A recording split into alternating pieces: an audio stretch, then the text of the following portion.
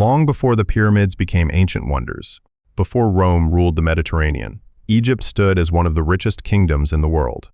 At its heart stood Alexandria, a city of knowledge, wealth, and ambition.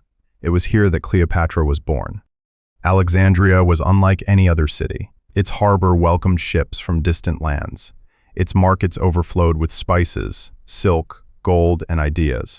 The famous lighthouse of Alexandria watched over the sea. Scholars traveled from across the world to study there. Cleopatra entered a world of privilege. She lived inside a magnificent royal palace, overlooking the Mediterranean. Marble halls stretched endlessly. Servants attended every need. Yet luxury alone never interested her. Unlike many royal children, Cleopatra loved learning. She spent hours reading scrolls and listening to scholars. History fascinated her. Politics fascinated her. She wanted to understand power. Most rulers relied on translators. Cleopatra did not. She studied languages tirelessly: Greek, Egyptian, Latin, Hebrew, and several others. Her ability to communicate impressed everyone around her. People often remembered Cleopatra for her beauty, but those who met her often spoke about something else: her intelligence, her confidence, her ability to make others listen. These qualities would shape her destiny. Her father, Ptolemy XII, ruled Egypt during difficult times. The kingdom remained wealthy, but Rome was growing stronger every year. Its influence reached every corner of the Mediterranean. Even Egypt could not ignore it. Cleopatra watched carefully as Roman politics affected her homeland. She listened to discussions inside the palace. She observed diplomats and advisors. Even as a child, she understood that Egypt's future depended on decisions made far beyond its borders. The royal family was far from peaceful. Power often created enemies. Brothers competed against brothers. Sisters competed against sisters. Every member of the family dreamed of ruling. Trust rarely survived for long. As Cleopatra grew older, she became increasingly involved in government.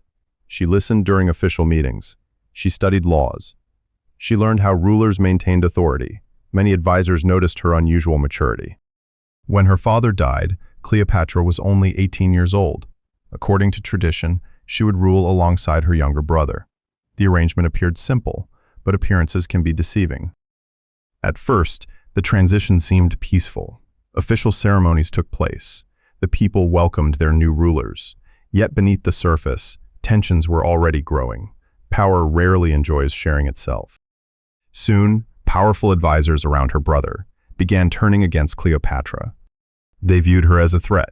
She was intelligent, popular, independent, everything they feared. Political arguments became political attacks. Political attacks became open conflict. The palace divided into rival groups. Every conversation carried danger. Every decision created new enemies. Eventually, Cleopatra lost control of the capital. Her enemies forced her from Alexandria. The queen, who had inherited a kingdom, suddenly found herself without a throne. Many rulers would have accepted defeat. Cleopatra did not. She left Egypt and gathered supporters. Far from the capital, she began planning her return. The struggle was only beginning. While Cleopatra built an army, another drama unfolded across the Mediterranean. Rome itself was descending into civil war. Two powerful leaders fought for control. One of them was Julius Caesar. Caesar emerged victorious. His reputation spread across the world. He was feared by enemies, admired by soldiers, respected by allies. Few men possessed greater influence. When Caesar arrived in Egypt, Cleopatra recognized an opportunity. If she could gain his support, she might reclaim her throne. But reaching him would be extremely dangerous. Her enemies controlled Alexandria. Every gate was watched. Every road was monitored. Spies searched for signs of her return. Simply entering the city could cost her life, yet Cleopatra was willing to take the risk. Under the cover of darkness, she secretly returned to Alexandria.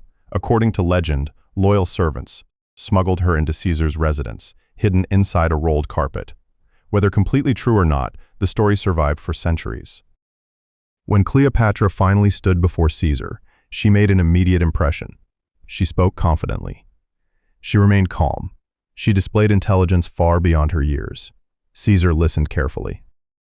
The two discussed Egypt's future. They discussed politics, power, stability. Cleopatra understood exactly how to present her case. She was not asking for sympathy. She was offering a partnership. Caesar admired ambition. He admired intelligence. Cleopatra possessed both. Gradually, he became convinced that she was the ruler Egypt needed. The balance of power began to shift. With Caesar's support, Cleopatra prepared to reclaim her kingdom. The queen without a throne was about to become queen of Egypt once again, and her story was only beginning. With Caesar's support, Cleopatra returned to power. Her rivals were defeated. The throne that had once seemed lost was hers again. After years of uncertainty, she finally ruled Egypt, but she knew that survival required more than victory. It required stability. The kingdom had suffered through years of conflict. Trade had slowed. Political tensions remained. Many people still questioned the future. Cleopatra worked tirelessly to restore confidence. She wanted Egypt to be strong once again. As the months passed, her relationship with Julius Caesar grew stronger. They spent long hours discussing politics, philosophy, and leadership. Both were ambitious. Both believed they were shaping history. The alliance benefited them both. Soon, rumors spread throughout Egypt and Rome. People whispered about the queen and the Roman leader. Some admired their partnership. Others feared its consequences. No one ignored it. Eventually, Cleopatra gave birth to a son. The child was named Caesarion. Many believed Julius Caesar was his father. To Cleopatra, the boy represented hope. Perhaps he would one day unite two powerful worlds. Several years later, Cleopatra traveled to Rome.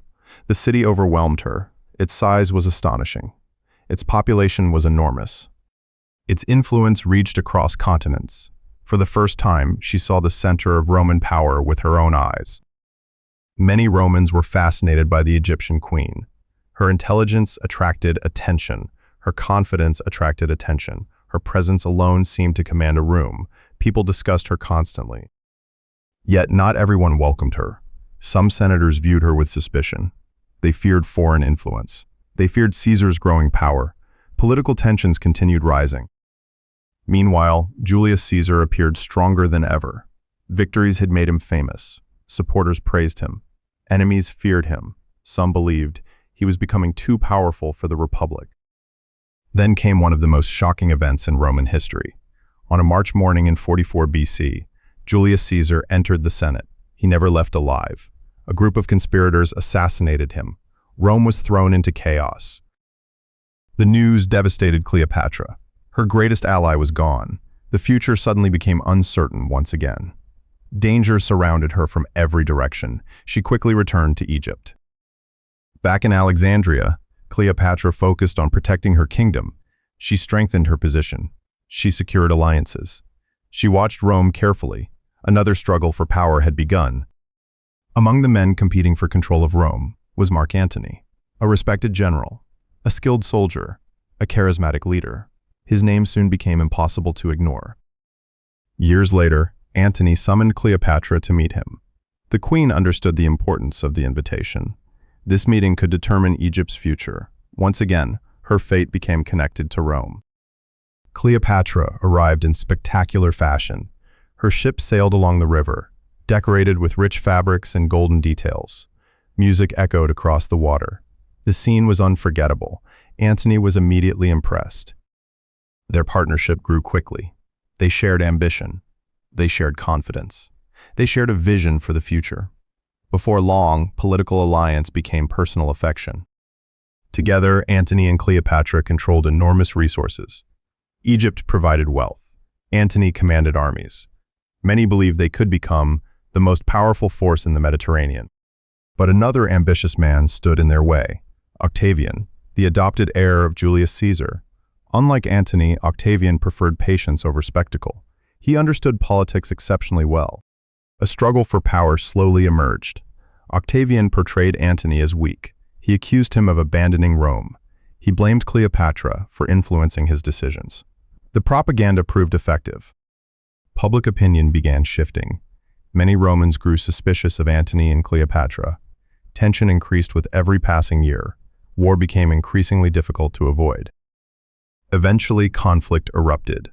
Both sides prepared enormous fleets. Thousands of soldiers waited for orders. The future of Egypt and Rome would be decided on the sea. The decisive battle took place near Actium. Ships collided. Arrows filled the air. Smoke covered the water. The fighting lasted for hours. Both sides understood what was at stake. When the battle ended, Octavian had won. Antony and Cleopatra were forced to retreat. Their dream of shaping the future had collapsed. The defeat changed everything. Back in Egypt, hope disappeared rapidly. Supporters abandoned them. Rome moved closer. Antony, believing Cleopatra had died, fell into despair and took his own life. When Cleopatra learned the news, she was devastated. Soon afterward, Cleopatra faced her final decision. She refused to be displayed in Rome as a defeated queen. According to the most famous story, she chose death rather than humiliation.